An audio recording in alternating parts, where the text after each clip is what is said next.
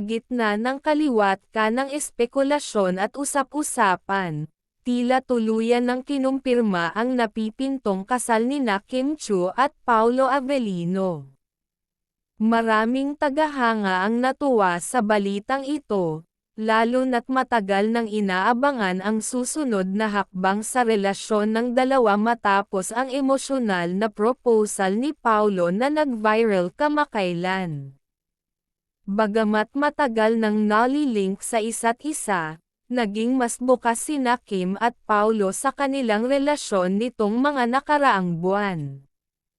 Naging matatag ang suporta ng kanilang mga kaibigan sa industriya at mga tagahanga, na matagal nang nagdarasal na mauwi sa kasalan ang kanilang love story. Sa isang panayam, naging emosyonal si Kim habang ikinwento kung paano siya sinurpresa ni Paolo ng isang romantikong proposal. Aniya, hindi niya inasahan na sa simpleng dinner date ay biglang luluhod ang aktor at mag-aalok ng kasal. Sobrang saya ko kasi parang panaginip lang. Hindi ko in-expect, kasi alam mo naman si Paolo, very private at hindi showy. Pero that night, nakita ko yung sincerity niya, kwento ni Kim. Matapos lumabas ang balitang engagement, marami ang nagtatanong kung handa na bang mag-settle si Paolo, lalo na't kilala ang aktor sa pagiging low-key at pribado sa kanyang personal na buhay. Sa isang hiwalay na panayam, diretsahan namang sumagot si Paolo at sinabing, "Matagal ko nang alam sa sarili ko na si Kim ang gusto kong makasama habang buhay.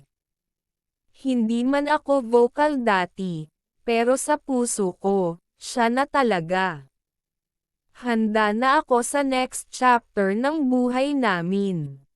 Habang wala pang tiyak na petsa ng kasal, may ilang ulat na nagsasabing maaring sa susunod na taon ito ganapin upang mas mapaghandaan ng mabuti ang engranding selebrasyon. Ilang kaibigan ng dalawa ang nagsabi na pinag-uusapan na ang detalye, kabilang na ang posibleng lokasyon, na ayon sa bulong-bulungan ay maaaring isang beach wedding sa Palawan o isang garden ceremony sa Tagaytay.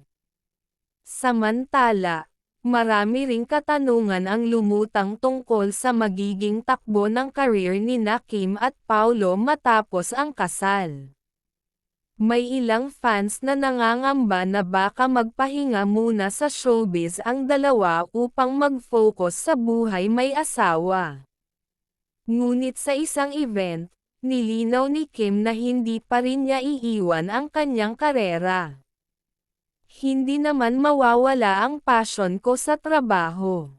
Siguro, mas magiging balance lang ako sa oras para sa pamilya at sa trabaho," paliwanag niya.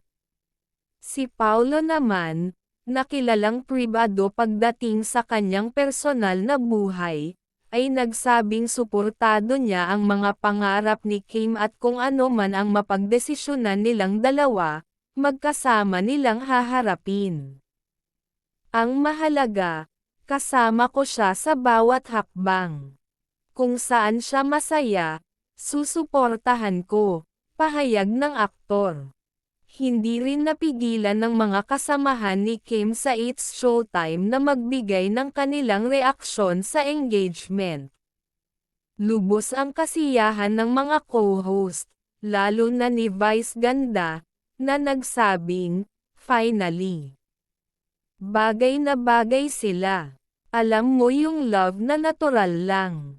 Nakikita ko kay Kim yung genuine happiness niya, kaya sobrang saya ko para sa kanila." Habang hinihintay pa ang opisyal na anunsyo tungkol sa wedding date, patuloy pa rin ang pagbuhos ng pagbati at suporta mula sa fans at kapwa-artista. Tila lahat ay sabik na sa isa sa pinakamalaking showbiz weddings ng taon. Ang tanong na lang ngayon, Ano kaya ang magiging tema ng kasal? At sino kaya ang magiging bahagi ng entourage? Patuloy nating abangan ang mga susunod na detalye sa love story nina Kim Chiu at Paolo Avellino. Sa kabila ng napipintong kasalan nina Kim Chiu at Paolo Avellino, marami pa rin ang nagtataka kung ano nga ba ang naging takbo ng kanilang relasyon bago pa man umabot sa puntong ito. Ayon sa ilang malalapit na kaibigan ng dalawa, matagal na palang naramdaman ni Paolo ang kanyang pagmamahal kay Kim, ngunit naging maingat siya sa pagpapahayag nito dahil sa takot na masira ang kanilang pagkakaibigan. Sa isang intimate interview, ibinahagi ni Paolo kung paano unti-unting nagbago ang kanyang pananaw sa buhay pag-ibig nang makasama niya si Kim. Noong una, masaya lang.